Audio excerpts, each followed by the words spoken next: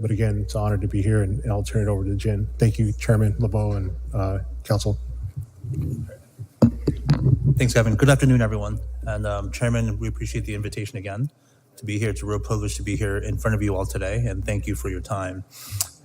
So my name is Jen Kang. I'm one of the partners of Anorak Global Partners and one of the partners of True Anorak. So my background is, as you can assume by the speed of my talk and the suit, most of my career was in financial services. I was at Goldman Sachs for the bulk of my career for about 14 years. After that, I was at Aon PLC, and then more recently, I was a chief investment officer for about $1.3 billion of investments across clean energy and some of the newer technologies that you read about. So you're probably wondering, why is an investment banker from New York here today?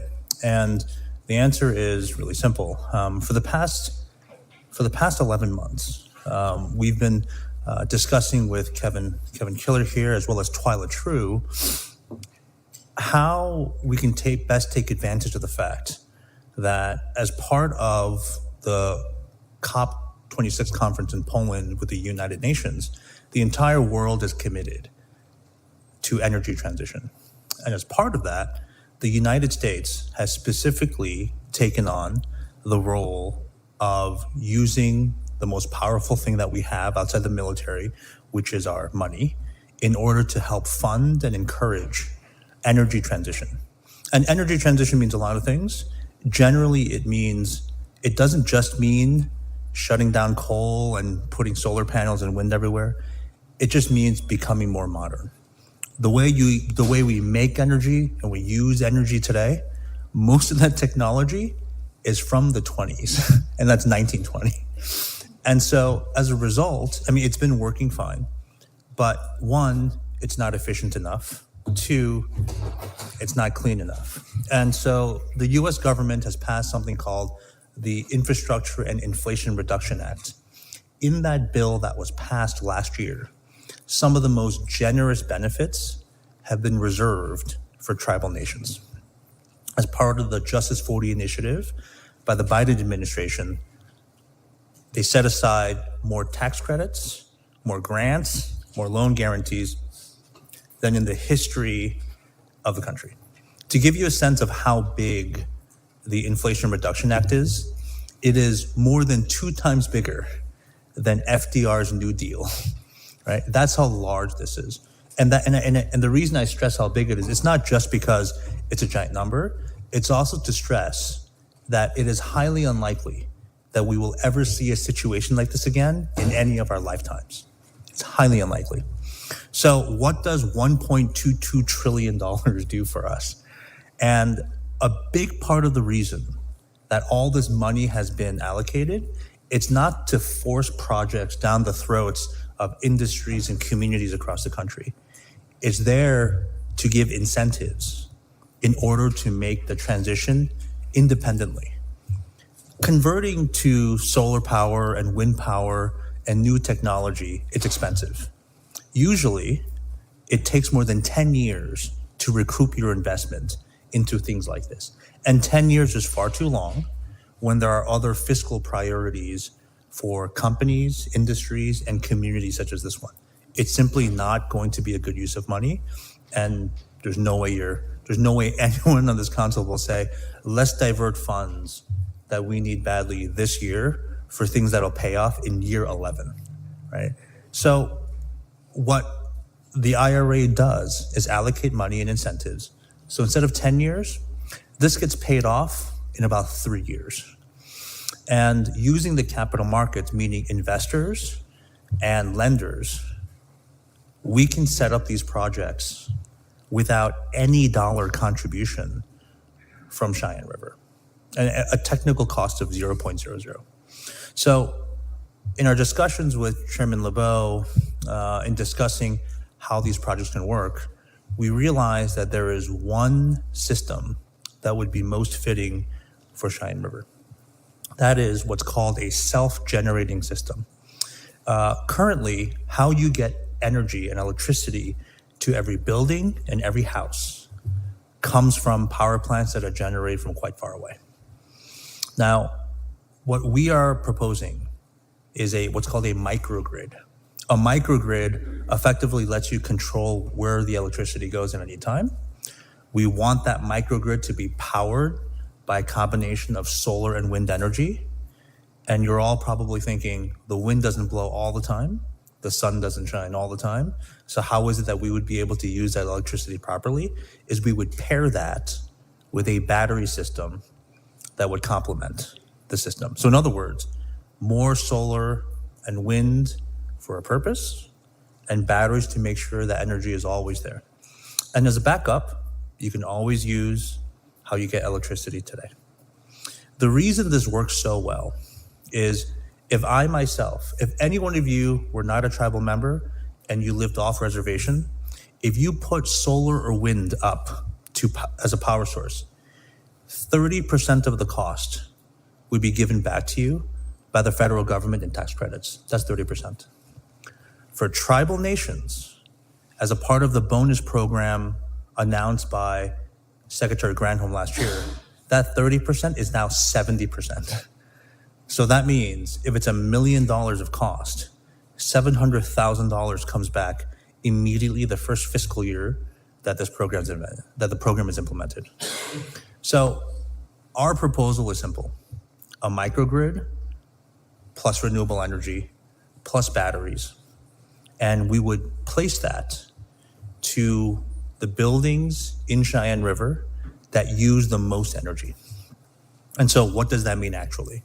It means that the buildings that Cheyenne River pays electricity for would see an immediate 15% reduction in the cost of energy, up to what's called 5 megawatts of energy.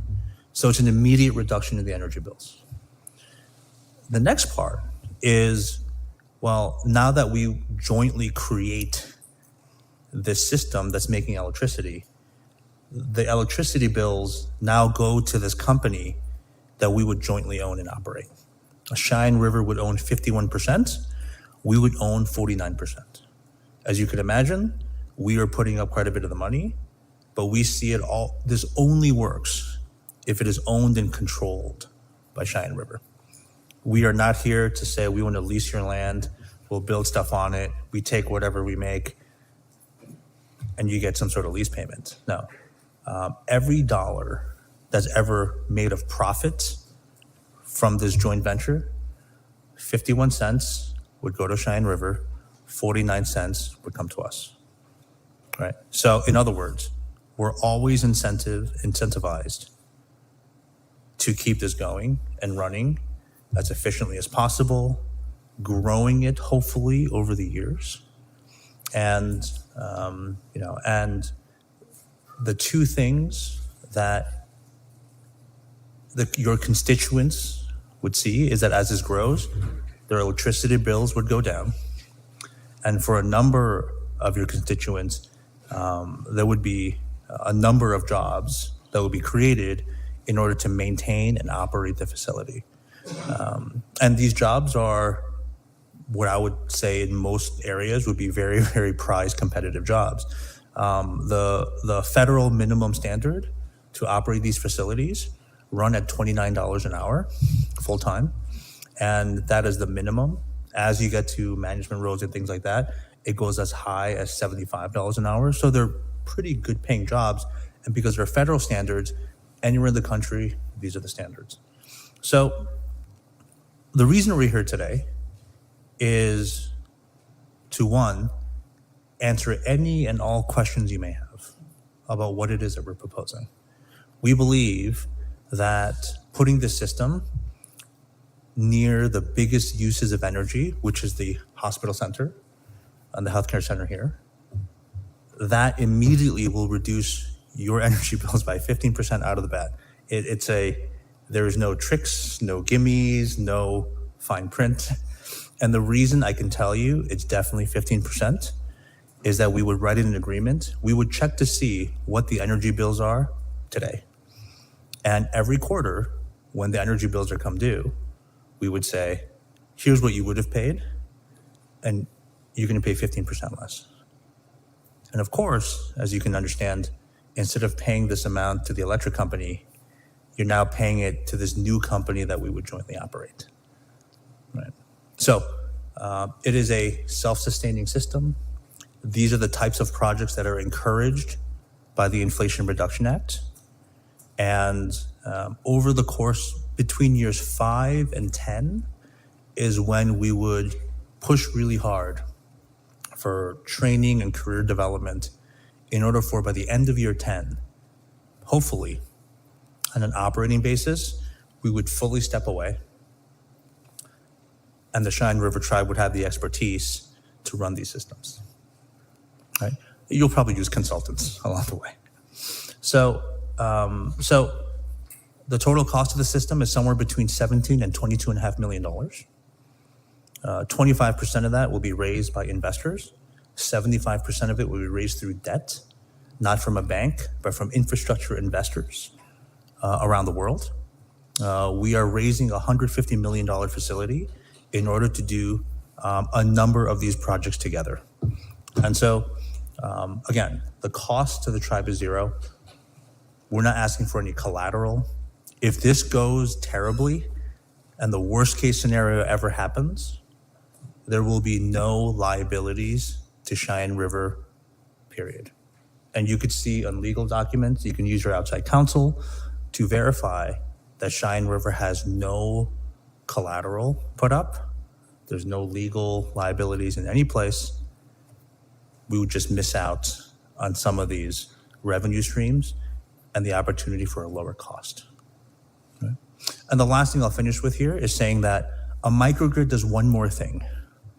A microgrid has the highest power on reliability of any grid on the planet. And the reason for that is the grids as it works today, it's a bit like a Christmas tree light when you put them up in your Christmas tree where one light goes out and half the tree goes out. A microgrid allows for what's called a self-healing system that will confine the outage to maybe one home, one building, one area of that building. And this is nothing revolutionary. This technology's been around for 20 years now. And the partner that we're working with, Dr. R.F. Sarwat, he was the one that created the microgrid for President Obama in 2009, and then again advanced it in 2012. And so Dr. Sarwat is a recipient of the largest grant in the history of the Department of Energy. He was granted $850 million in order to create a smart grid. That smart grid now supplies 50 million households in the state of Florida. And this technology is ready to be miniaturized and to be placed in rural communities so the rural communities can have the benefit of cheaper and more consistent and reliable energy without any large-scale investments on the tribe's behalf. So I will pause there, and we would love it for any questions you may have, how this could work, what the proposals are. Again, we very much appreciate the time to speak to and present to you today. It's a real privilege to come here, and we'd love to open it for any questions or concerns you may have. Council members, do you have questions for Mr. King? Go ahead, Mr. Walters and Mrs. Hall. Thank you and welcome. So is this solar power or wind energy you're talking? Yeah, so we would do, it's going to be most likely a hybrid. We would send engineers to come and do the quickest study at our expense. And so we would have engineers come and do, I'm guessing you probably have done studies in the past. And so what I would say is the microgrid and the battery, you want, period, always, right? You're always going to want that. Whether it's wind and solar or a combination of it, our recommendation would be whatever uses the infrastructure you have already. If it turns out that it's solar, I'm not saying it is because we haven't done the studies. We would actually recommend solar panels, not make giant solar fields on your land, but rather we would recommend where you have large parking lots, such as the medical center, you would actually place very tall canopies of solar there, because not only do you get the benefit of solar energy, you also get some nice barriers from the elements for everyone that parks there and everyone that visits the medical center. And this has been a very, very successful structure so far. And then you said $0 to the tribe, right? That's correct. To put this all up? That's exactly right. And it's $0 because of tax credits that would be used. So the tax credits that would come to the tribe, that would fund it. And then we would use the future revenues of the generating assets in order to pay down debt. And then once the debt is completely paid off, it would be used as a profit center for us here. Thank you. Mrs. Hall. Thank you, Mr. Chairman. Okay, so you said that you are going to place the systems in the buildings that use the most energy.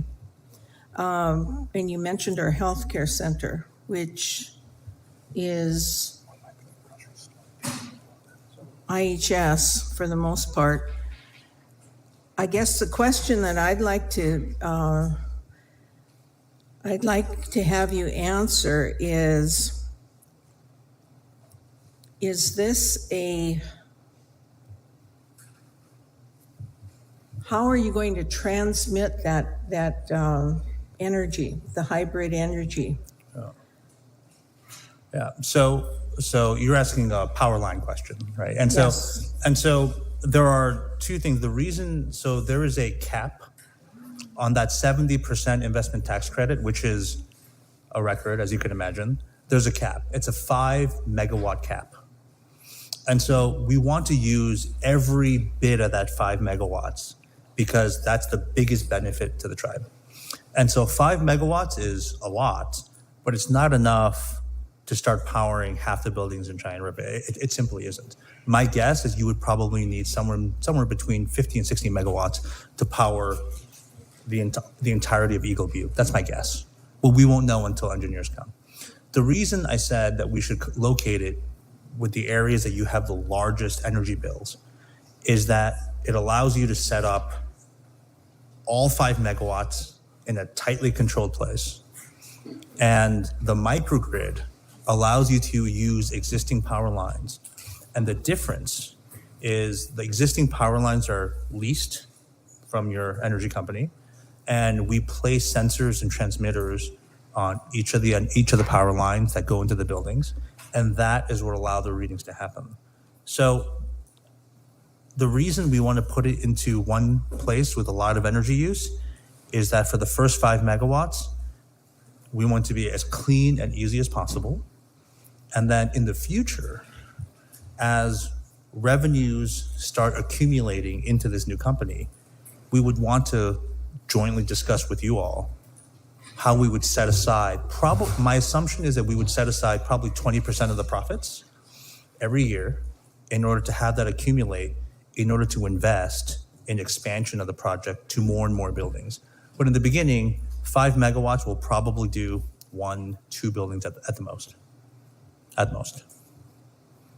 You know, our people are, I'm concerned about those that live out in the communities, in the districts, lowering their energy bills.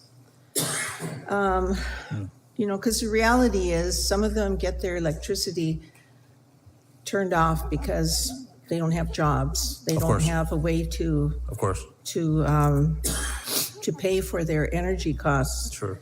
They come to the tribe, you know, and the tribe assists them.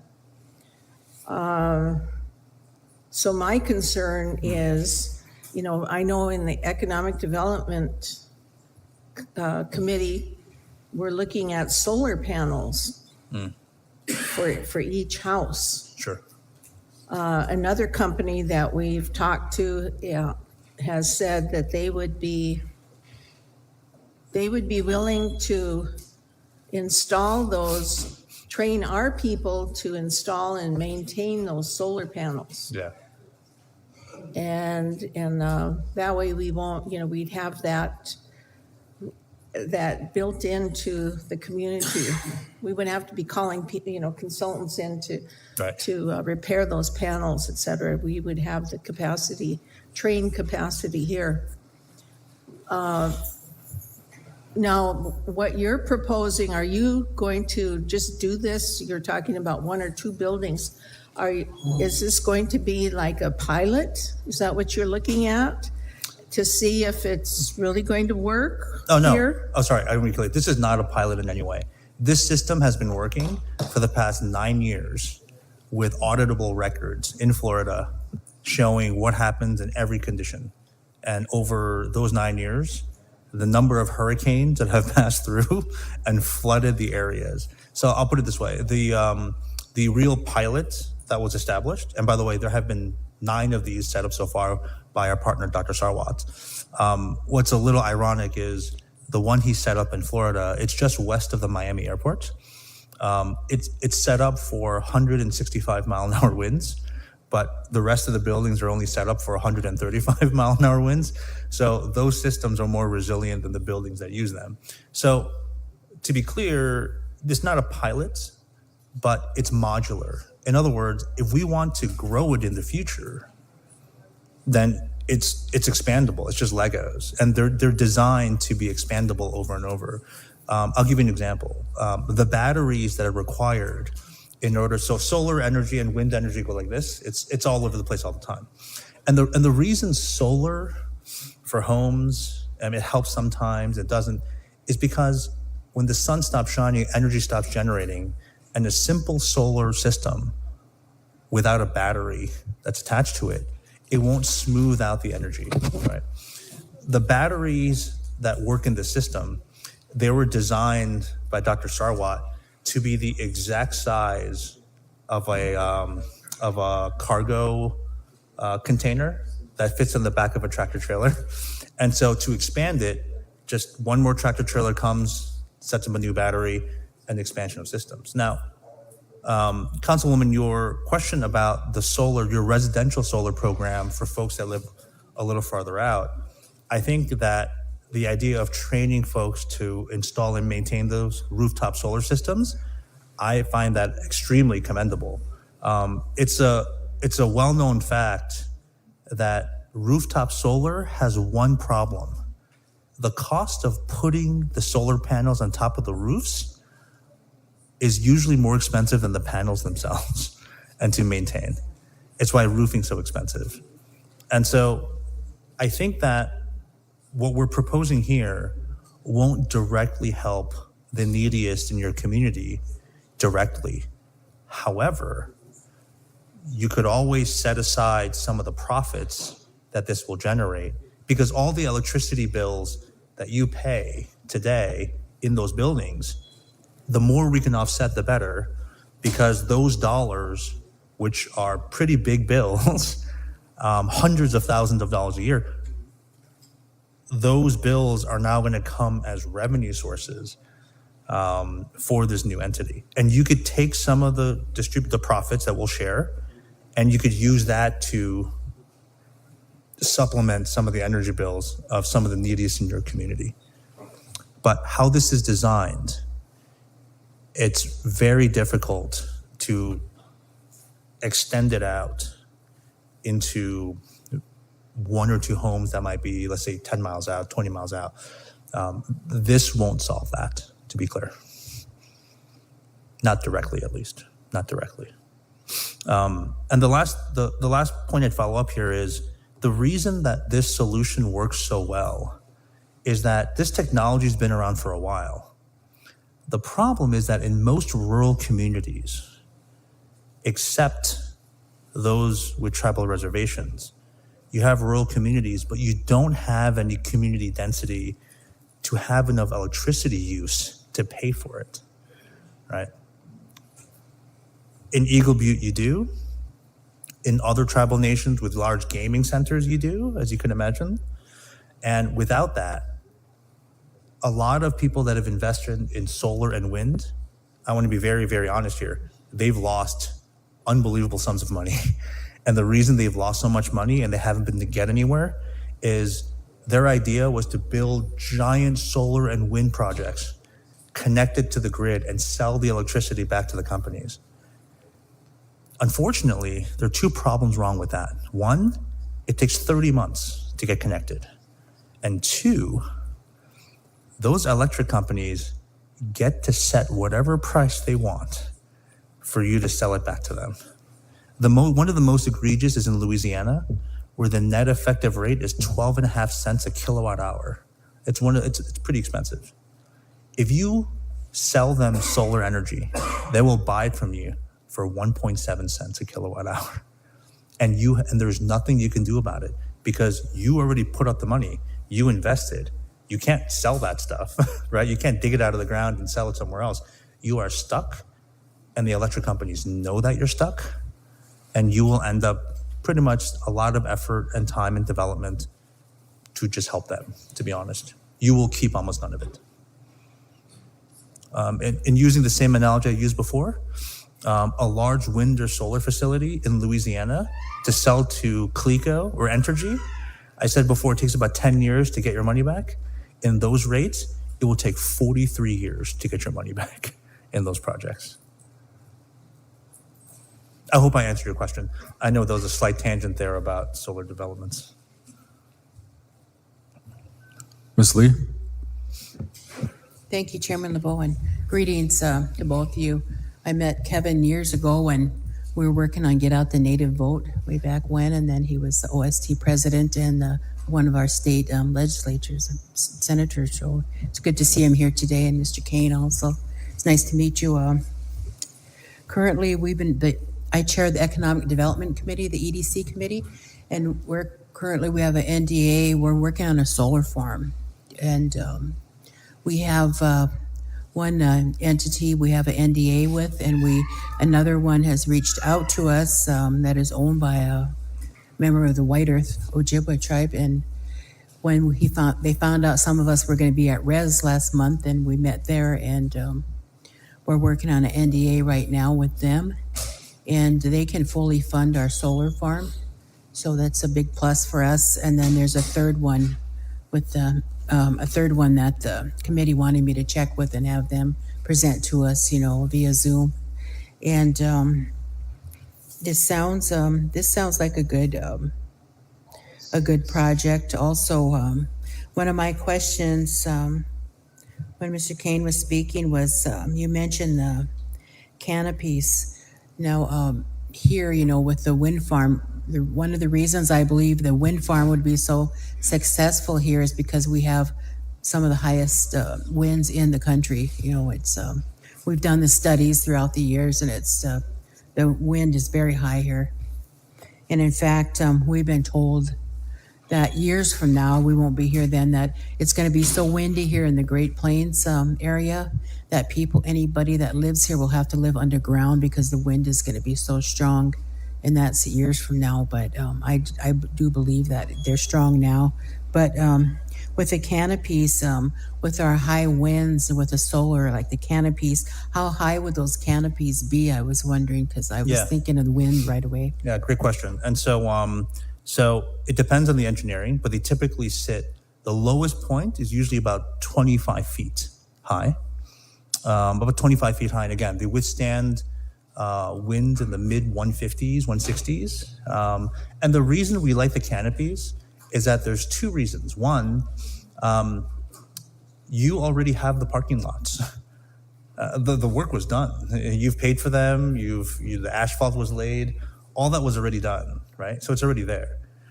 And the people that use the parking lots get the benefit of having shade as well as some other environmental protection. The other reason we really like these canopies is that there's a rule in the law that was passed that says at least 50% of the materials that you use have to be American made. And there's a little problem with that.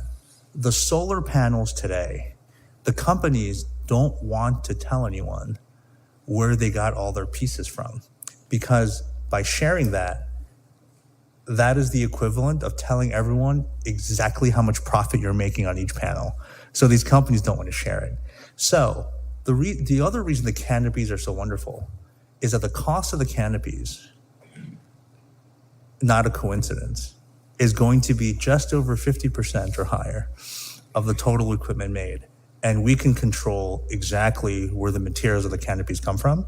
And so we know that we will never get in trouble with the Buy American requirement in order to make sure that we get all the tax credits. Thank you.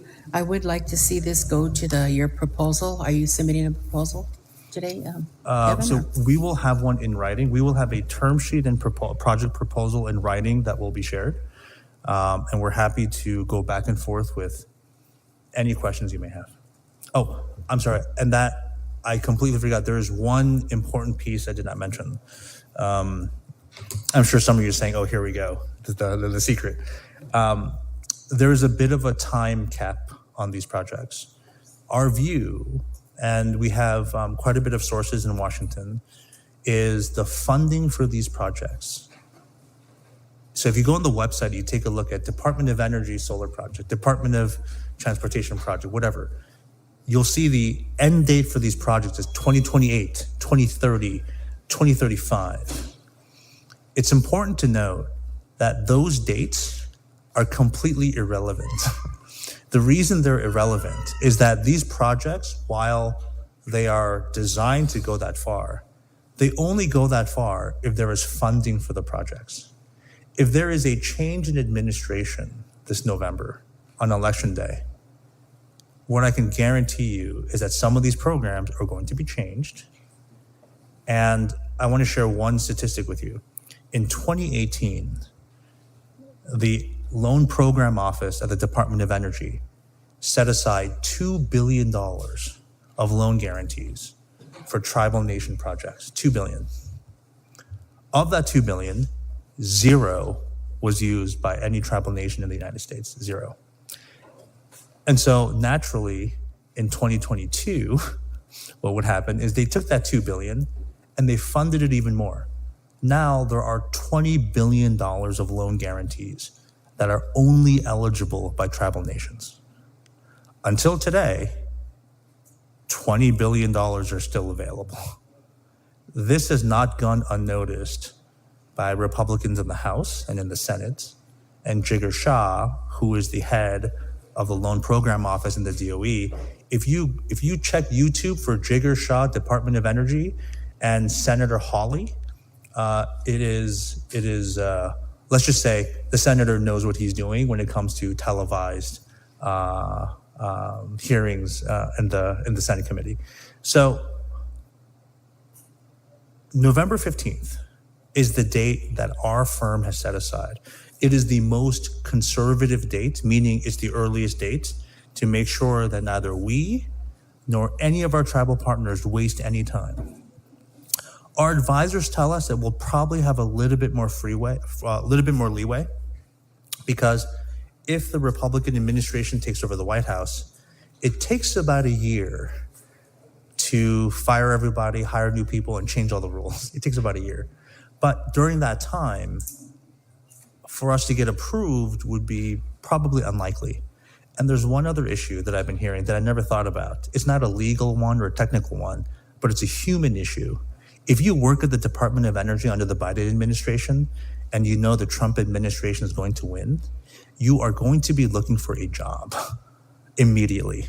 So what's happening is going in right after November, it'll be even more difficult to get anything looked at or approved. There's no one working there anymore because key personnel will have left for private sector jobs. So on a practical level, that's why we set the date at November 15th. We've been in communication with Chairman LeBeau and your general counsel about passage of the Hearth Act. And the Hearth Act allows for leasehold control by Cheyenne River. And the Hearth Act allows you to approve these deals without BIA approval later. One thing that will never, ever happen is the bankers, lawyers, us, engineers, project partners, all of these people are not going to work on a project that could be rejected by the BIA later. And as a result, having the Hearth Act allows you to control that decision and not leave anything up to chance.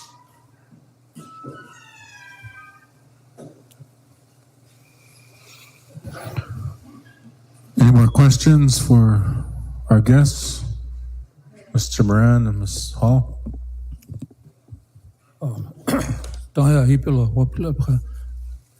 Thanks for coming. Thank you. But, For having us. this microgrid, the way I understand is like you said, the IHS would be one that will have garner more attention than communities, right? Exactly. Okay, so there's no sense of thinking of producing this power and sending somewhere else, right?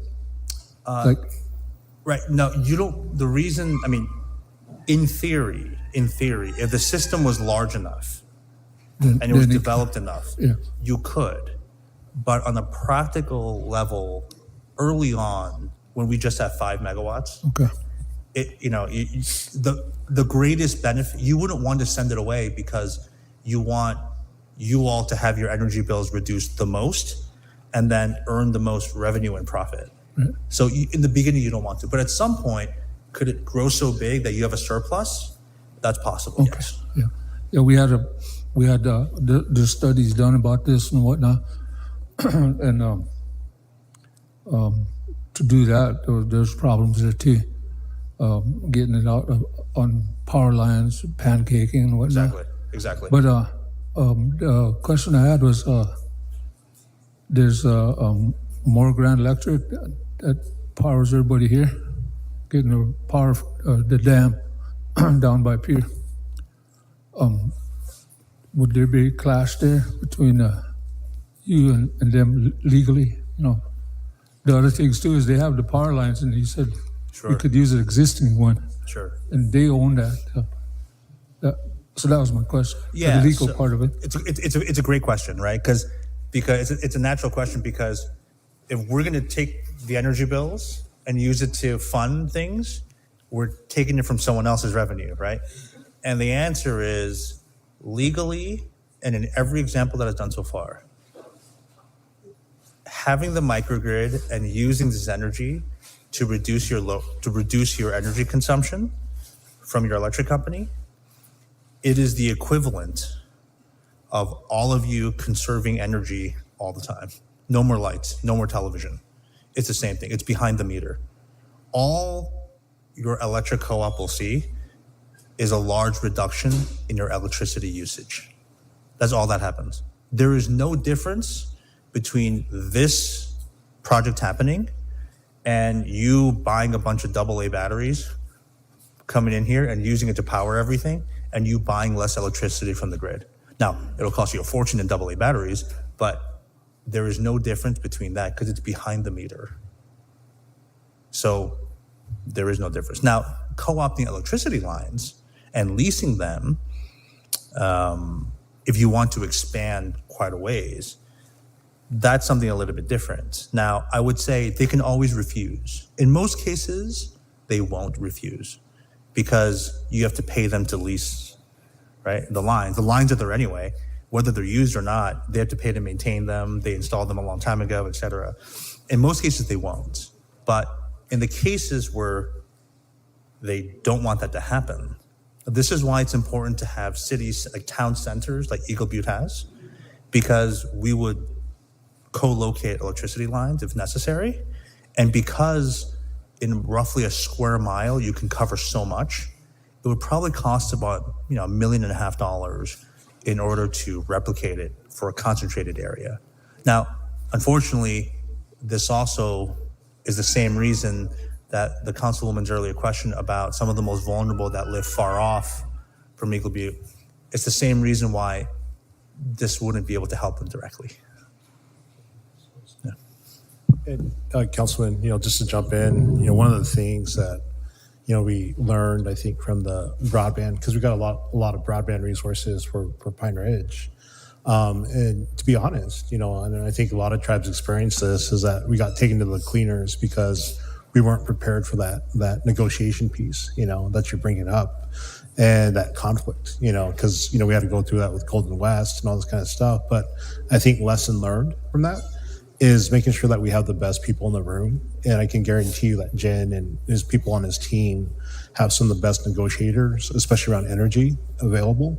And I think that's the one thing that we need, and that we're thinking about is like, when we expand sovereignty, when we expand our rights as, treaty tribes, we need the best people in the room that understand that, but also understand those laws in place that really help us kind of, get the best deal, and I think that's one of the unique opportunities that we have. And that's why, I partnered with Jen because, we were talking about that. And, because I sat in that chair that Chairman LeBeau was in, worked with council members like yourself down in Pine Ridge. And we always want the best for our people. And that's really the best that we can offer, is having the best people in the room representing us. Our legal counsel, they do good stuff. But we also, their specialty isn't energy, and so I just want to make sure that we put that on record. Thank you. Sorry, to expand on that point. So the microgrid would be monitored by Dr. Sarwat's team in Florida, because you can monitor anywhere that you have internet access, it turns out. And so whoever's looking over the electrical grid here in Eagle Butte, you're arguably going to have a team from the most advanced smart grid operator in the world looking at it, and you guys would just be next to everything else that they're doing. As you can, like I said, 50 million households is what they look at. And to give you a sense of how advanced their grid is, the professor brought up a picture of his home in Florida, and he was able to tell that his children were watching television and not doing homework, because he saw that the main outlet in his living room was drawing energy at the time. It's that level of specificity.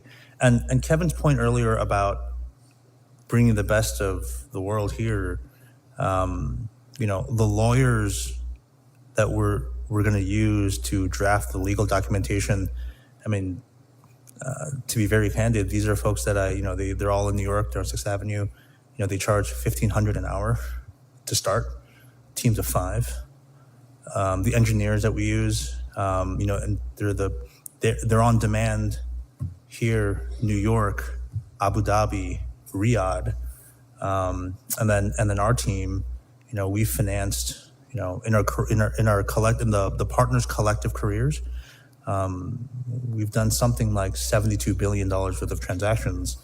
And this isn't to say we're just very, very big. This is actually to say that what we typically focus on are very, very large institutional deals. I don't want to toot the horns of the partners, but I would never want to be negotiating the other side of these partners.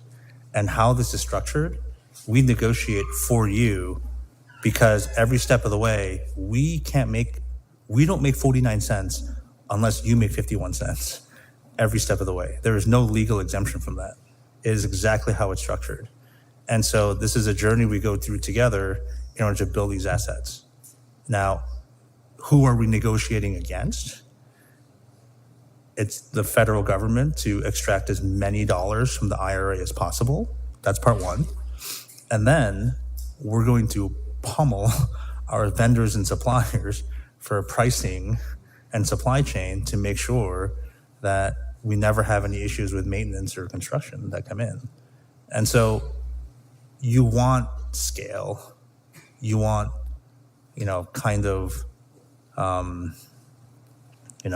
very focused and tough negotiators on your side in order to make these things happen. When Kevin and I went to the White House late last summer, we wanted to give an update of some of the discussion that we've been having.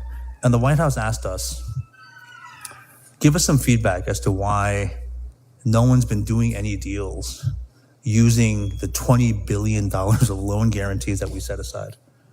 And one of the main reasons that those loan guarantees aren't being used, In order to use those loan guarantees, you need the bankers and lawyers and deal structures that I just listed. And I'm assuming that you don't have Goldman Sachs and Morgan Stanley and Moelis and Company structuring transactions because their minimum fee is $5 million. And when I told them that, they kind of said, that's probably true. So that $20 billion number was never intended for small programs. It turns out it was only designed for the absolute largest projects you could ever imagine. That's what they really had in store. But by taking advantage of scale, the fact that the federal government is going to pay for most of it, we're able to do many of these projects, raise the money, and do them in smaller scales.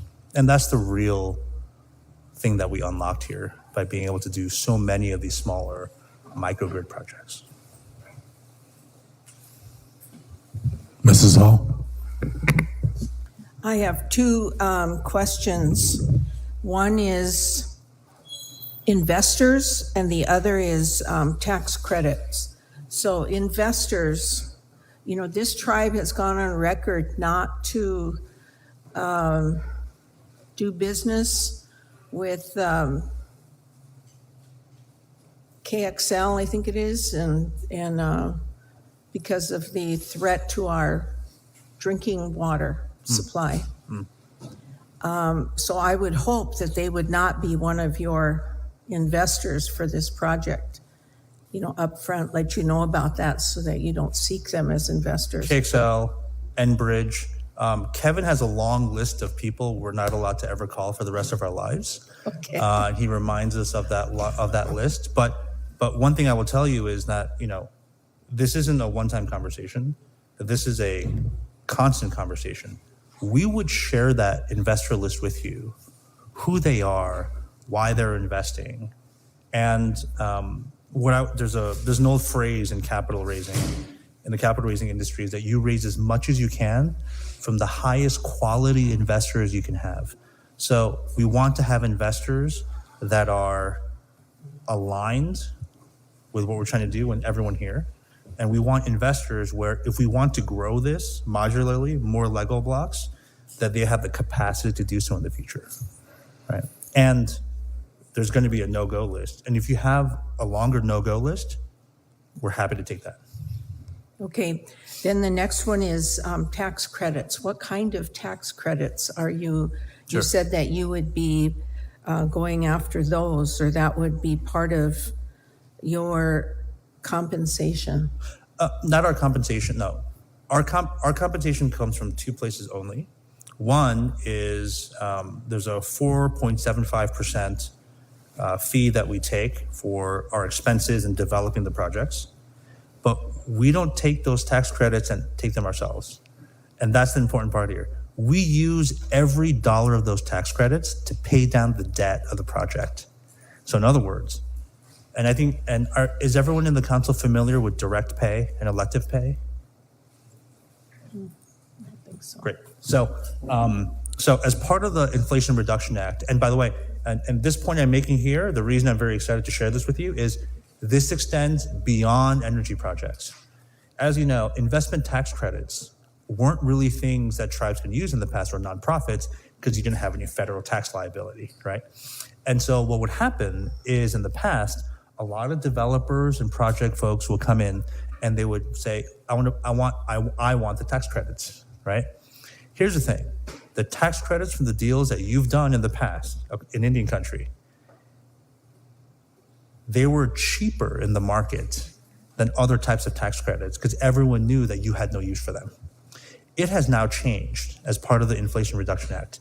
Because of direct pay or elective pay, all federally recognized tribal nations, all nonprofits, not all nonprofits, most nonprofits, and then the Tennessee Valley Authority for some reason, if you don't have any federal tax liability, the Department of the Treasury will send you cash equivalent to what federal liability you would have had.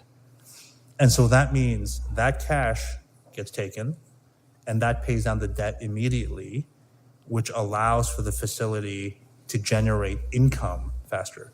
Like I said, besides the development fee, we don't take any income for 49 cents of the dollar unless Cheyenne River takes 51 cents of every dollar in income.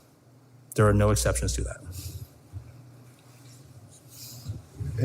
Councilwoman, to your point about some of the no-go and all that, about who's investing, one of the things that we're, that working with Jen over this, the time, he does talk to some very influential investors and people and all that. But one of the things that he shared with me that, council should know is that, the big energy oil companies that you mentioned that, are dependent on Keystone and all that, they see the writing on the wall. They know that oil is a finite thing. And so what are they investing in? Green energy, and so basically we're going to be like, if we don't figure this out for ourselves as tribes and use this opportunity, they're going to sap up, what's there. And we're just going to have those same fights around, but they're going to be operating solar, wind, all this kind of stuff. So it's just, it's a unique opportunity to kind of take advantage of that. But also, I know the history, and I opposed them when I was in the legislature and I was tribal chair and all that. So I know that, I know that fight. But this is one of the other ways to get around that and really, make sure that, they don't get any of our resources. So, if I could just add, Kevin's exactly right. The largest green energy hydrogen investor in the world is Saudi Aramco. The number 2 largest is ExxonMobil. The third is French Total. So they've already started the process to secure the fact that they're going to do this in the future. And you shouldn't be surprised. The largest single grant made so far by the Department of Energy is to ExxonMobil. And that shouldn't surprise everyone because energy transition is already really hard. What's even harder is energy transition and reordering who owns energy assets in the country, because now you're setting up for a legal fight, a political fight, an economic fight with parties that have larger budgets than most state governments. And so the US government's DOE's goal is energy transition, energy transition, energy transition. If there's any way that any group can help them with that, they will come with you open arms. But like I said, if ExxonMobil has the most sophisticated, proficient open arms to help with energy transition, they will embrace it, and they have.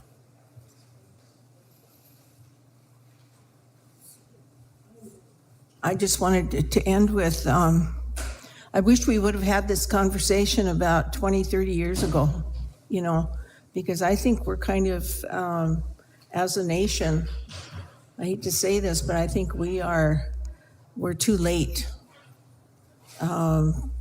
Every summer we see our temperatures are hotter than the previous summer. Yeah. Look at the kind of winter we've had. Climate change is here, has been, and we've got to do something. It's our storms are getting worse, and they're going to get worse. Much more worse. Tornadoes, hurricanes. Anyhow, it's what Council Representative Lee told us. We might be living underground because the winds are going to be so terrible on top. We'll probably have to go back to Wind Cave and go back where we came from.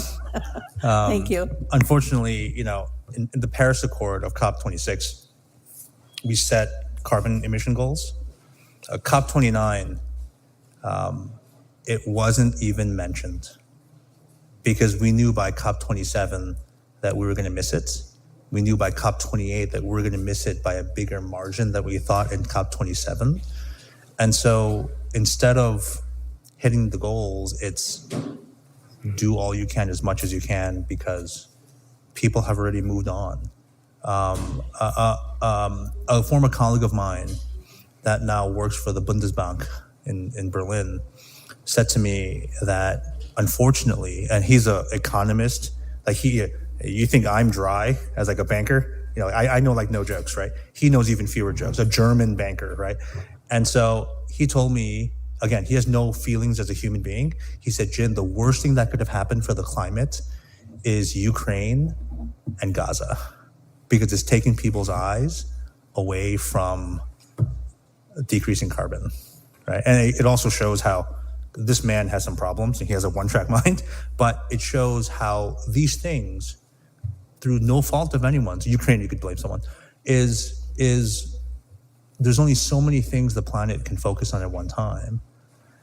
And a lot of the money that was supposed to go to some of these climate change efforts have been diverted for geopolitical efforts. And with the duopoly hegemony fight between US and China coming up, that's only going to increase. So unfortunately, I would have to say that thinking about climate change as a whole, I try not to do it because you get very sad, but rather I think about it as, here are the programs that are out there. Let's take advantage of the programs. And there's going to be little incremental changes in benefit. 15% lower energy bills. That's fine. And then you take the dollars that you earn and you put it to other uses. That's also fine. Is it going to change the world? No, it's not. But if you don't do it now, it'll be unfeasible in the future. If you don't do it now, in 5 years, me or someone like me is going to come here and say that you have to put down, at that time, probably $30 to $40 million in order to start the process, because you're not going to get any government support at that time.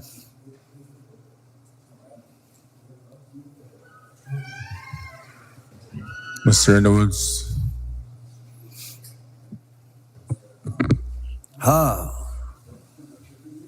I think a big concern for us has been transmission lines.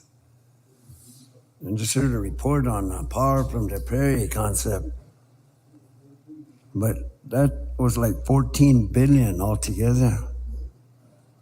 And we still don't have a wind generator up, even off grid, even with our college.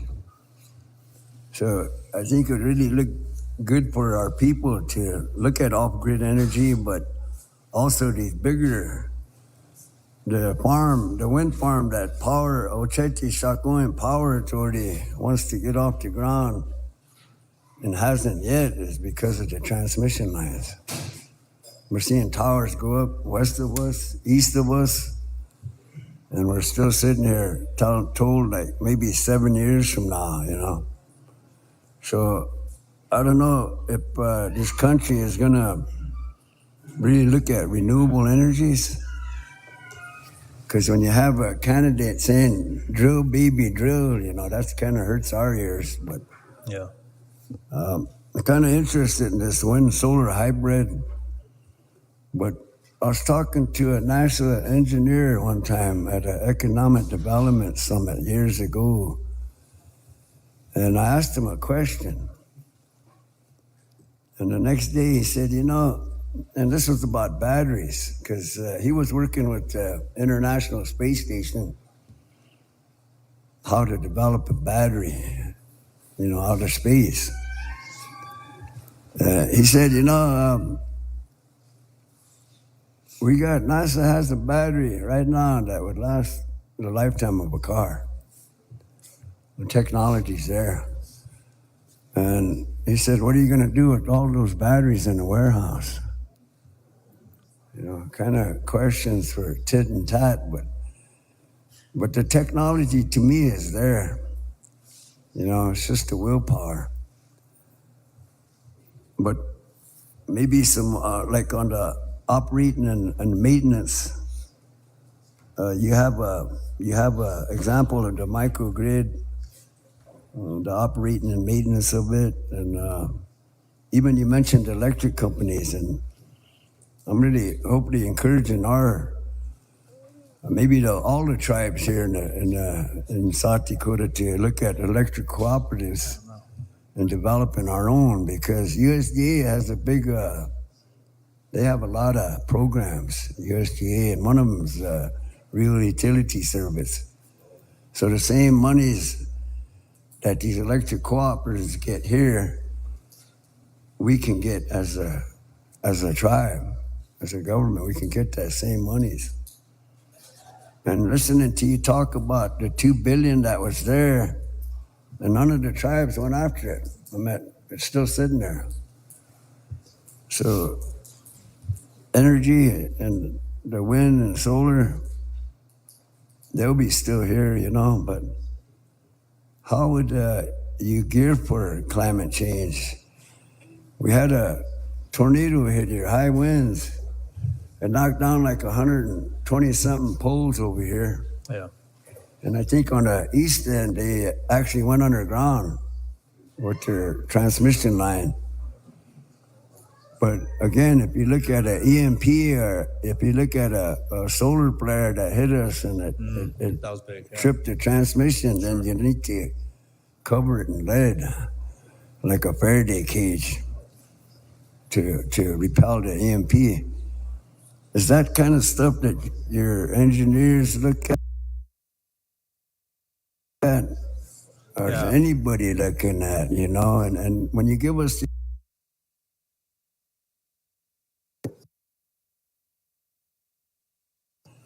I was hoping to see that also, if, you know, to address climate change, you know, and would that also factor going in the ground, you know, and earthquakes, you know, so no matter what you look at, certain areas are going to get hit.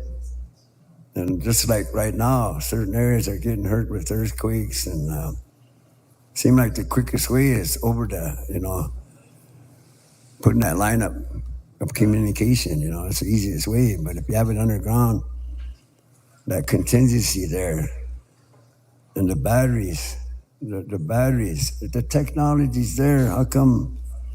I know they're under patents. You know, these guys like Rockefeller and these guys, they put these things under patent, just like the viruses too, you know. These guys put patents on them, and how many of that are you aware of that are under patent that should be broken, you know, and given to the people for really free, really, all of this stuff's for free, but they put a monopoly on it. But that was kind of some of my questions. No, I appreciate thank you for the questions, Councilman in the Woods. So I'll go backwards in terms of your questions. The last question is, there's lots of very promising battery technologies out there, and a lot of them, they've been developed. Three big issues that some of these batteries have. The first is commercialization. Some of these batteries are incredible. They're absolutely incredible. The best example is really capacitor. There's a Lamborghini makes a $3 million car, and it has this battery in it, and it can take all the juice instantly and ship it back out instantly. You can buy that battery today for about $950,000. Now, to power a Tesla, the small one, the Model 3, if you use those batteries, it would be amazing. That Tesla will be an $11 million car.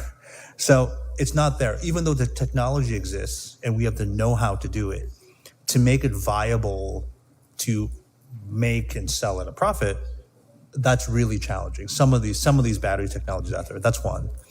The second is supply chain. A lot of these batteries and the technologies out there, they use a lot of very rare earth metals. And a lot of these rare earth metals come from the exact middle of China and parts of Africa where China has really exerted its influence through investment. And so us being able to get at those, having a private company make something and bet that China's going to keep selling that to us, a lot of companies say, we're not going to make that bet. So that further hampers the delay and production of some of these batteries. And the last one is, a lot of these batteries, even though that they're there, some of the batteries can last forever, but the charge goes out slowly. Some of the batteries last very short time, but they charge very quickly. It's that balance in the middle that battery technology is really tricky. All of your cell phones here today, you can check in your settings to see how many charge cycles your battery has done. And so if you think that your phones are not lasting as long as you're used to, you're absolutely right. The average lithium-ion battery that's used in your cell phones today has about 300 cycle charges before they start to degrade. Once you hit, every time you charge it fully and let go, that's 1, 2. So think about how many times you charge your phone and let it drain, and charge your phone and let it drain. About 300 cycle charges, right? And that is the biggest limitation on these batteries, right? And so it's not just having the batteries and using them, it's can we make them at a cheap enough price? Can we get the materials to make them? And are they gonna last a long time, right? Making them last is the trickiest part. Now, your earlier question about transmission lines, Councilman. So I'm an economist by training, and my wife constantly is upset by this, and my brain only says one thing: what is the situation that we are in today, and then what is the game that is being played? Right? It's always a game. It's game theory. Unfortunately, almost all rural communities, you don't get to dictate prices to the electric company. You're not big enough, right? You are a price taker, not a price setter. If you were the number one a customer for the electric company, now it's different. You can start influencing the prices. The transmission lines that are so expensive to put up, they are 3.5 times more expensive to put underground. And so the cost of doing things like this is incredibly immense. It is, speaking of investors, if you are an investor in a transmission line above ground, 1.5 million a mile, you've lost money. Every mile you put down, you will never make that back. And then to put it underground, you will make even more money not back. And so it becomes really difficult. The reason I bring that up isn't to say, well, shucks, we're a price taker, we don't have that leverage. This is the other reason we think that the microgrid is so important. The microgrid doesn't create more transmission lines. What it does is lessen the reliance that you have on bad things happening far away from Eagle Butte that you cannot control, that makes you lose power here. Dr. Sarwat's team, if you remember a long time ago, and I apologize, as a New Yorker, I think the center of the world is Manhattan. So 1, I'm very sorry. 2, I'm sure you suspected that about me. In 2006, Manhattan lost all power. I don't know if you guys remember this. Lost all power. Dr. Sarwat and his team in Florida said that they were watching the power go down live from Ohio. Every 6 seconds, they would see the next grid go down and go down and go down. By the way, that grid failure was the reason that President Obama directed the DOE to give Dr. Sarwat the $850 million grant. I bring that example up because something that happened in Ohio cascaded to affect Manhattan to that degree, right? Today, that can't happen because the smart grid is up. That can happen here. And I don't know the history, and I haven't audited the electricity up and downs of Eagle Butte, but I suspect not every electricity outage is because of something that happened inside town limits. And so nothing I can say or do will have people lose tens of millions of dollars for new transmission lines through Eagle Butte. There's nothing we can do about that. I'm not about to even hint that I can. That would be a complete lie. What I can tell you is that the microgrid and the smart grid will reduce outages, and it will reduce the length of outages for the buildings that are inside the microgrid area. So it's not the perfect answer for you, Councilman in the Woods, but it helps a little bit. Just one more thing is that, you go across this country and you see a lot of that bridge work for the past couple of years now. It's done at the big cities, and we're starting to see that work here on the highway. So the money's there for all of this, the money's there. It's just that where's the priority, every 4 years that come in, like what you was mentioning earlier. Yeah. If we don't have them forward-looking persons up there, then we'll be going back to drill, baby, drill, And to me, I think all renewables really need to have a deep investment from this country because of the, like what Mr. Trump said too. He was going to build a iron dome over America because of the weaponry. Now, if you got over 50% of the people's money here being invested in the military, you think it'd behoove that we have a sound grid system as part of that iron dome. That's something that we need to really look at and push. I think your point on, the priorities and having that political will for people to listen, I think it's the same exact point as it's the same situation and reason why you don't have transmission lines going through Eagle Butte today.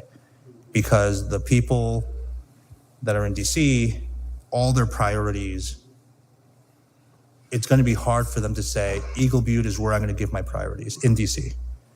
What this does, and this program, and some of these other programs that are out there, this effectively allows you to help yourself. It's there, so it's thank you. We still hate you for other reasons, DC, but thank you for the money anyway. We'll take it. And we're still gonna yell at you for other stuff, but how these were set up, these are market forces, right? These are market forces. What the Department of Energy is doing, and the reason I know this is the reason it was set up, because one of my former colleagues is an advisor to Secretary Granholm, is it's not a giveaway. What they want to do is make things so cheap that if there's a will, there's a way. They don't want to interfere in the markets. They want to make markets make sense to come here. And I think they're successful. And the reason I think they're successful is the reason why we're here today. Well, we appreciate the information, and we look forward to looking at your timesheet. So we thank you, Kevin and Jin. Appreciate it for coming out. Chairman, I had a question. Yeah, go ahead. Yeah, so which task force or which committee's taking this on? Is that through just the executives, or is this Tribal Projects or legal, or is this just a report or idea?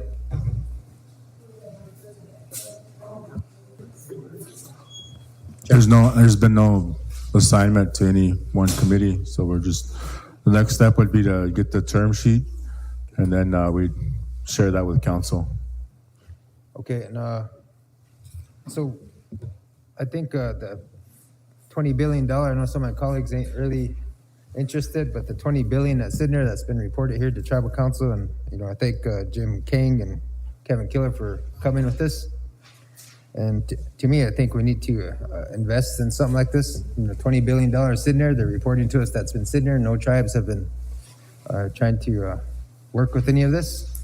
And I think if we can lead the way and take that on, I think it's best interest of our members. I know people are talking to IHS, and I guess that's my question, Chairman, is to the investment team here. Is this just you guys are talking about the IHS facility and the housing out there. Is this something that can expand and where we can break free? You talked about a super grid where we can break free of more ground electric, and then we could be in full control. Well, not full control. You said 49, 51, 49 towards the investment team and 51% to the tribe. So to me, I think it's good business. Right now, our people are struggling with these high more ground electric costs, and there was agreements in the past that our members should have been getting free electricity when they flooded our lands in this area. Yeah. So the federal government put us here, and there's $20 billion there. To me, there's somebody, whether it's Democratic or Republican, I would say Democrats are pushing for this $20 billion, and you guys are saying the Republicans haven't seen it yet. Republicans are probably going to start taking this or moving it around where tribes ain't going to have this available. So I think we need to, as a tribal council, I think we need to approve this to the legal department. But I guess that's my question to Mr. King and Mr. Killer on Is this something where we can, this microgrid can turn into something where we break free of this umbilical cord of Morro Grande? So I would so one slight clarification and then answer your question. So I apologize. I checked and there was one program that went through the $20 billion. It was for $6 million. So it's no longer 20 billion. It's 19 billion. 994 million is left in loan guarantees, but it goes back to the scale. But to answer your question very directly, is it has the beginnings of it. What the microgrid and self-generating system does, it gives you the mechanical ability to do this. In order to truly break free, you would also have to pass and create what's called a tribal utility authority that owns and governs your electric utilities. The microgrid is a mechanical way to do it. A tribal utility authority is the legal way to do that. It's the legal contract and structure in order to do what you're saying.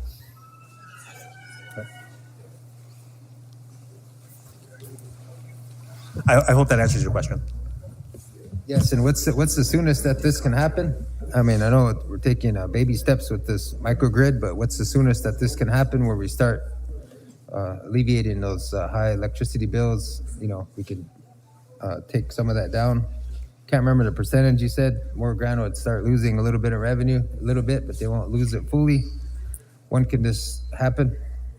Yeah. When's the soonest that this can happen where we can get into an agreement to lower those electricity costs? Yeah, it would be 15% as quickly as possible. That's for every covered user. In the beginning, it won't be any homes, but if it can be expanded, then you can start to be expanded to cover homes. But I will caveat the homes will have to be very close to each other in order to get, you want to hit the low-hanging fruit early. Okay, and Chairman, do you recommend a committee that can work on this? Can kind of, sounds like they're going to be coming back and it's a working project or working idea where we can get something going on this. What do you We recommend? committee. Which committee you recommend, Chairman? We committee. Yeah, however you guys want to do it. I don't have a preference, I guess. As long as we're getting it done, you know, we got to take advantage of this situation, and that's why they're coming out. You know, we got to make sure that we're taking every penny we can get out of them. Yeah, Chairman, thank you. I just, to me, I think we need to send this to legal and they need to draft up a legal document. There's an agreement of 4951. Mr. King stated that it'd be 4951. And if we go into this investment, with this investment team, I think a resolution needs to be drafted up. And so, Chairman, I'll make a motion to refer to legal department to develop and review, approve a resolution to invest in microgrid with True Anarock Energy, if I'm saying that correctly. Yep. And the proposal agreement regarding $20 billion federal funding and guarantee loans. So basically, a resolution will be drafted. The attorneys will work on it. Administration chairman's office can get the right things into that resolution. We can bring it back for consideration. And then I think Ms. Lee wants to refer it to a committee, but I'd like to pass that motion. There's $20 billion there's sitting there, tribal council, and like I stated before, you know, you sit out 2 years, you kick yourself if you don't take action now and things like that. And, you know, $20 billion is sitting there, and there hasn't been any tribes that are investing anything in this. And I think if we get this going by resolution, we can bring it to the talking table, to a committee. But I think we need an agreement drafted and for us to review and approve at the next session, or as soon as that gets done, Chairman. That'll be my motion. Okay, we got a motion by Mr. Bartlett, refer to legal. Is there a second? Second by Mr. Underwoods. Ms. Lee, go ahead. Thank you, Chairman LeBeau. The other entities have all come through Economic Development Committee, EDC, and it is economic development, so I like to see it go there also, and Attorney General. We are meeting on April 15th at 9:30 in the morning. We meet the third Monday of every month, and we didn't meet last month because of the weather. The storm that come through here. But we meet every month consistently. And also the Attorney General, so they can come through us because they usually come through a committee, and then they come to May's council. You can come the first Tuesday in May with everything in place, the way I see it. And that way it will have come through a committee, it'll have legal, and we could proceed. And as Mr. Kane had stated, and Mr. Keller, that November 15th, they were looking at as a deadline, hopefully. Hopefully not, but Yeah. but I'd like to see it, the motion maker amend his motion to go through EDC and the Attorney General, and then come back to May's council with everything in place. Chairman, this resolution be developed, come back to tribal council. I think economic development can work on it, and Mr. Underwood's committee can also work on it, but I think we need to look at not that as an issue, but because some of these committees, nothing comes out of these committees. We're still waiting on our bingo hall. People are waiting for that bingo. We have people passing on. We just, we can't put too much in some of these committees. Tribal projects doesn't get overwhelmed with all these projects coming in. And to me, it's okay that this gets referred to legal. Legal drafts a resolution, but it comes back to council for consideration for approval or disapproval. And then the economic and Mr. Underwood's committee, the WE committee, can meet with the investment team on further process. Mr. Kessler? Thank you, Chairman. Welcome, guys. I just wanted to talk about the 5 megawatt cap, and that has to do with per project. And Great question. So the 5 megawatt cap comes from what's called the Low Income Rural Communities Wind and Solar Bonus Program. The first 5 megawatts counts towards that. And then that's it. And then the 70% then steps down to about 50%. So, and you will never run it a one way at 50%. It's that 70% that is the first 5 megawatts for the program. so when you talk about 5 megawatts, 5 megawatts of generation Correct. per hour? It's 5 megawatts of on-panel solar rated generation, correct? Or wind generation. That's rated at the source, not at the end user, because as I'm guessing you're getting to, there's some degradation there. You're going to probably lose 3.5%-ish to get there. So 5 megawatts, are you talking the combination of, say, 2 wind towers and then a solar array? It could be. I mean, we would want to. There's a couple of different factors. We want to get to the correct site. It could be all wind. It could be all solar. It could be a combination. We want to understand where the biggest uses are. And by the way, the best way to do that is if you could. We're happy to sign an NDA with you, but I don't think it's confidential information. If you could just send us all of your energy bills. The professor and his team, in about an hour and a half, can simulate with Google Maps and all of your energy bills. Their computer systems. They have a room that little room that was very sweaty. The little room that they have. This poor guy is in there by himself. He can simulate electrical grids, a 10-year period in 60 seconds. And so what he'll do is take your energy bills, overlay it onto Google Maps, and recreate your entire grid of Eagle Butte in not much time. And so once that happens, once we have your electricity bills, we will have them run their simulations. And then afterwards, we would, of course, love to see any previous engineering studies that you've done, and that'll give us a pretty good educated guess as to where things should go.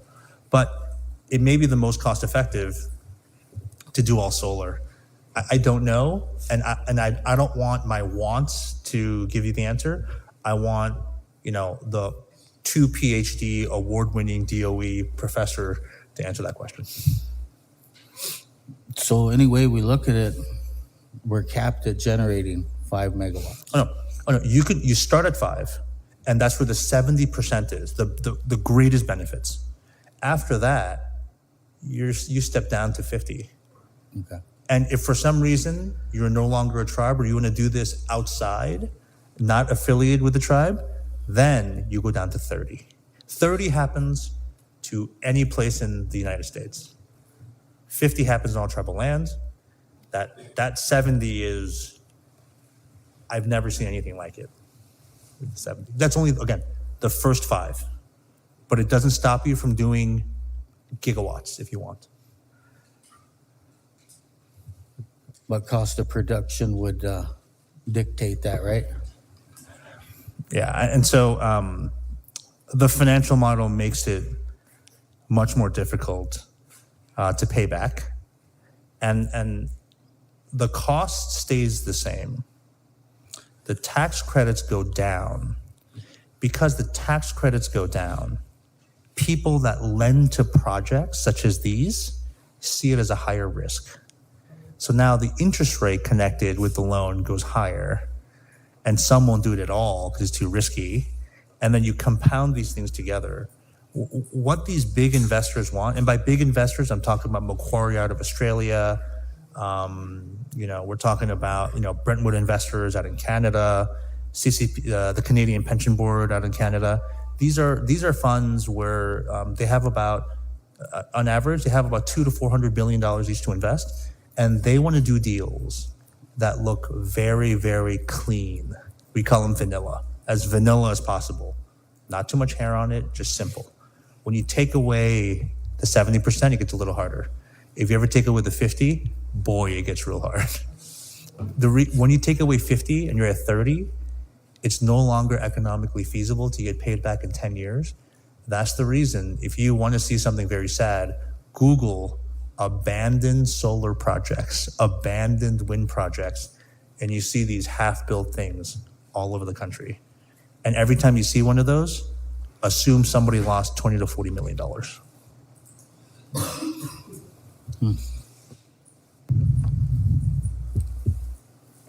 Yeah, a lot of times they don't either read the fine line or it wasn't built in for decommissioning, and then the person has the equipment on their site Exactly. is the one that has the problem at that point. Exactly. And if you would like an example of a wind project that's having some issues, your contemporaries in the Osage Nation have a fresh one with lots of public lawsuits.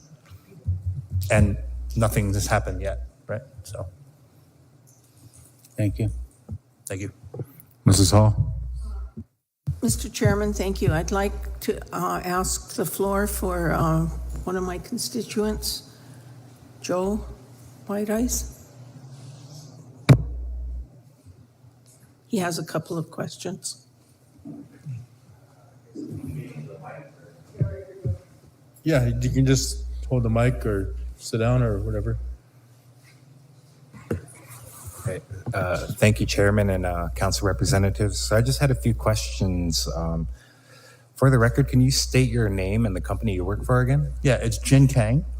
And the entity that we formed is True Anarock, TrueAnarock. It's a joint venture between the True Family Office and Anarock Global Partners. The True Family Office is Twyla True's investment group that she does with her family. Anarock Global Partners is a private investment company with about $450 million in assets based in New York City. And we invest in credit related investments globally. Okay, so I was watching the live earlier when you first started talking, so I came over here right away. You mentioned earlier in the live that you're trying to use the 40 by 40 initiative, correct? No, not the 40 by 40. It's a large part of the reason a lot of these benefits are the best for tribal nations. It comes out of the Justice 40 initiative of the Biden administration. Mm-hmm. And the Justice 40 initiative, and you can Google it very quickly. Trust me, they want you to Google it. They would love you to Google it. Is they want 40% of the benefits of federal programs to go to those that historically have not received those benefits, and those who are going to most highly be negatively affected by climate change. And they define that very, very, very broadly. I mean, it's more an intent than actual numbers. Okay.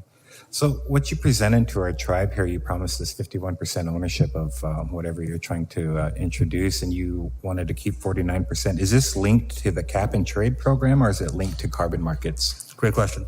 So the difficult thing about the cap and trade program is that in the United States, if this was in the European Union, this would be a fantastic thing because we would have carbon credit production on top. We don't want any of the carbon credits associated with this. We're happy if there is a way to produce them and sell them. Unfortunately, a lot of the carbon credits that are trying to be created outside of the state of California. So in the United States, only one state has a cap and trade program, and it's the only state where you have to have what's called compliance carbon credits. There are voluntary carbon credits and there are compliance carbon credits, right? And anything that's created outside of the state of California, you're in the voluntary carbon credit land, which is kind of, one, it's not regulated. Two, it's really hard to tell whether it works or not. And the large carbon credit verification program, I can't remember, it's like Terra, I can't remember the name of it right now. There was a big expose by the Guardian newspaper out of the UK showing how they weren't doing their job. So even though they were getting financial benefits and tax benefits, they actually weren't doing anything for climate. They were double selling them in Africa and in Europe and the United States. So if there are carbon credit programs that Cheyenne River want to do, we're happy to point you to the right people, et cetera, but we would not want to partake in that. Okay, so you won't be using the solar and wind project as carbon offsets then, correct? No carbon offsets. And again, if we're in California, slightly different story, but there is no cap and trade program in South Dakota. Okay. Yeah, I know that you said that this technology was years old, or, over 20 years. For me, I've been to COP26, I've been to COP25 and COP24. Yeah. This isn't old technologies. This is fairly new technology. So for the council rep sitting here, I know that many of the energy companies have promised cheaper rates when introducing the dams to Indians, but those same communities have dams pay the highest rates. How can you guarantee cheaper rates for our duration? Sure. Easy. So a couple of things. The technology that I can tell you, you can check the patents on these technologies. The patents are over 15 years old. And these patents, a lot of these patents were co-created during 15 years old. It's 2024, 2008, so it's not quite. So, and there's a couple years development after. So if you take a look at the patents and they were developed, they were created during that DOE grant. That's first. The technology of a microgrid, which is what a microgrid does, it's a two-way flow of, you have these energy substations that direct energy all across the community. What this does is it creates a two-way flow. That's all the microgrid does. The smart grid on top of it, some of that is new technology, but the entire system that has been running for, I checked my notes, actually 9 years, consecutive years, that has not materially changed. The software's been updated, and we're happy to. We're hoping to have members of the council do an on-site tour, and some of that would have been there. And I'm not sure if we have time to do it again. We're happy to try to do it again, to be on-site and ask the engineers questions, et cetera.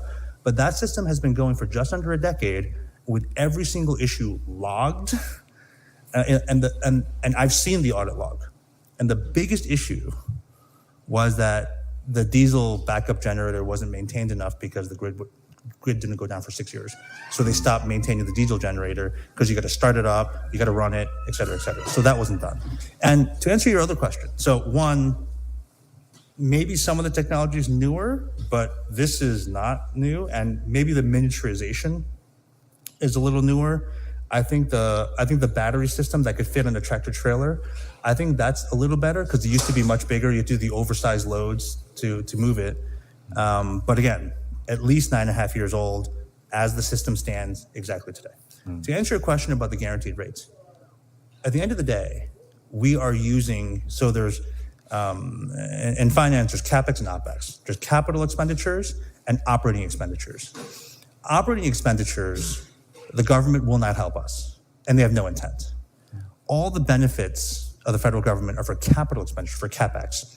What we're doing here is taking all those benefits, jamming it into CapEx, and using that to create an asset that will continue to develop energy. And so the way that we can guarantee 15% lower rates is that the contract that will be written jointly, because 4951 isn't just an economic thing. We're going to joint 50-50 govern this thing.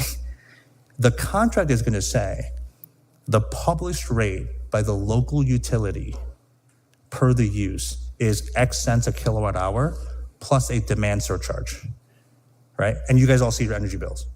You're going to take that number, add it up, multiply it by 0.85, and that will be the contractual rate that is sent out. And the reason that I said before that we're joined at the hip, the bigger the discount, you're gonna have to offset. The bigger the discount, the better immediate benefit you have, right? In terms of the lower bills. Unfortunately, that also decreases revenue that you can use to help in actual dollars. It's not just saving money, now you have dollars to spend. And the more you use now, let's say it's a 20% discount. Well, those dollars, you're gonna get less dollars into the capital budget for further improvements down the line. So it's gonna be a trade-off of short-term benefits to medium to long-term benefits, right? And 15% is usually the magic number because, you know, these things usually have like a 44.5% profit margin. So if you make $1, right, you're gonna make 44.5 cents anyway.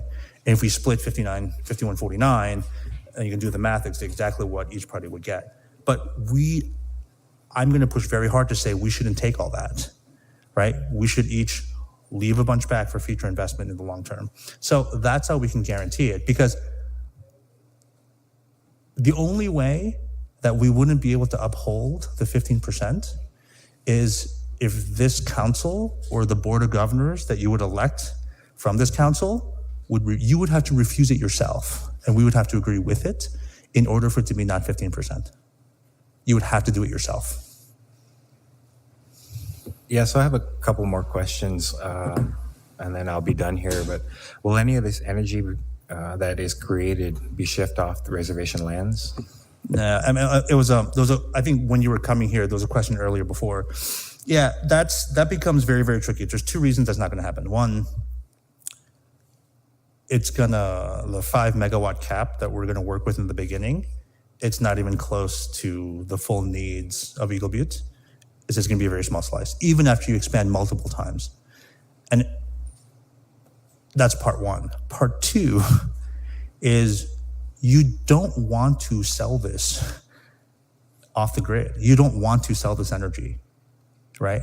Because why make this energy and sell it at a lower price to the wholesalers when you could sell it to a retail price to yourselves and generate revenue off of that, right? That's the first one. And the second one is, and again, it goes back to the jointly operating question, which is, if you ever wanted to ship that off, you know, as in terms of governance, I would say it's a bad idea. But if you insisted, we would hear you out and say, tell us why you want to do that. We think it's a bad idea. Economically, it'll be a bad idea. Legally, it gets a little tricky because you're going to have to work with transmission line right-of-way questions. But that's probably 15 iterations down the line to even ask that question in terms of how this works. Okay, thank you for that. So many communities in the United States have fought against windmills because of the rate of bird fatalities, especially eagles. Wait, sorry, fought against? Windmills. Because of the fatalities of the birds and especially eagles. How can you guarantee the safety of our winged relatives? And then on the solar panels, ethical and moral standards for solar panels. Many Native nations are facing the destruction of their sacred sites because of the mining for these minerals needed for solar panels. Does your company have a harms reduction plan?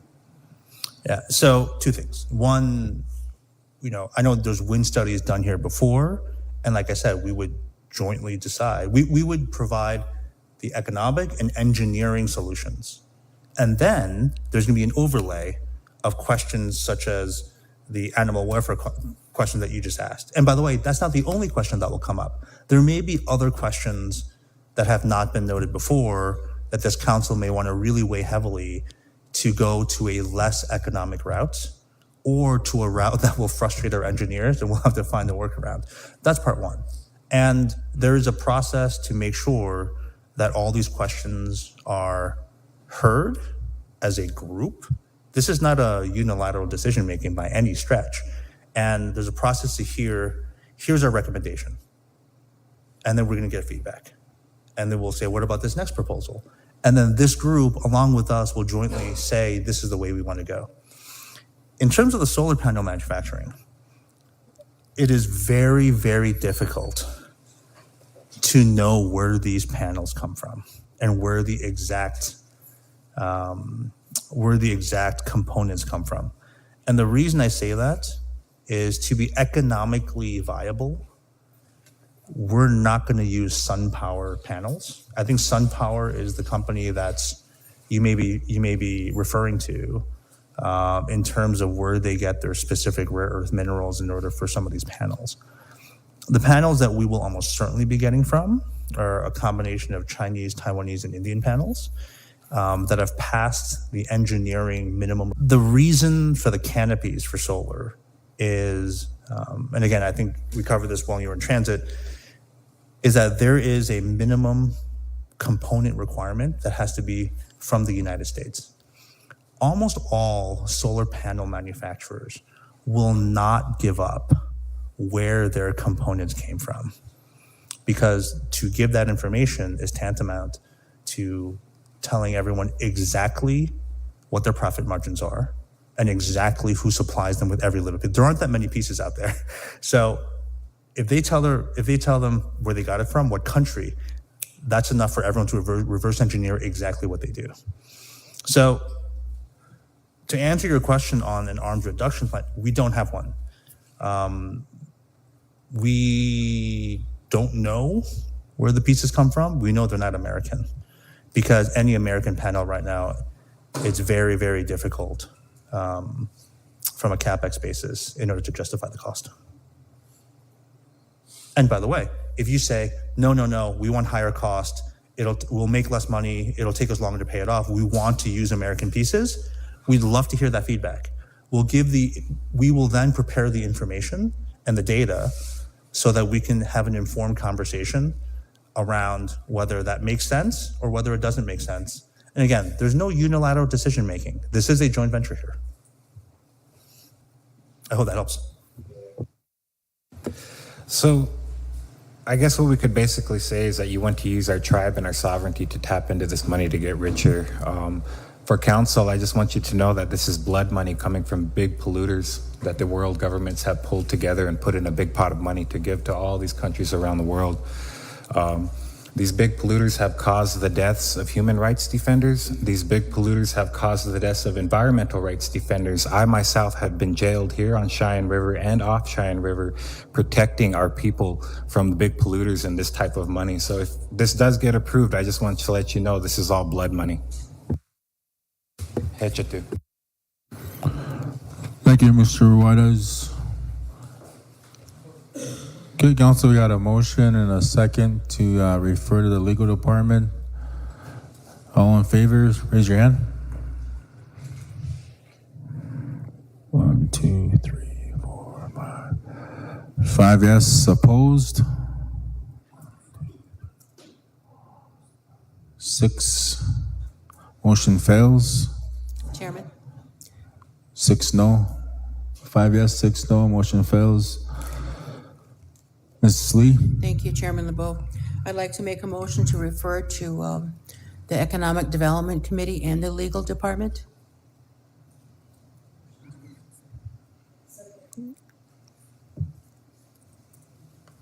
Okay, we got a motion by Ms. Lee to refer to the Economic Development Committee and Legal Department. Second by Ms. Whiteball. All in favor, raise your hand.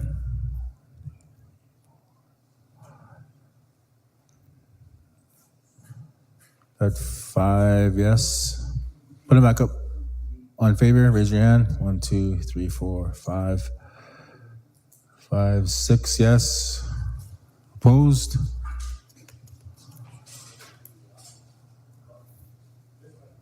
Five not voting, motion carries. Okay, well, thank you, council, and I thank you for coming, Mr. King and Mr. Killer. Appreciate the information and answering questions from the council and our general public. Palamaya Palo. Council, we stand recessed until tomorrow morning, 9:30 a.m. Have a good evening. Thank you.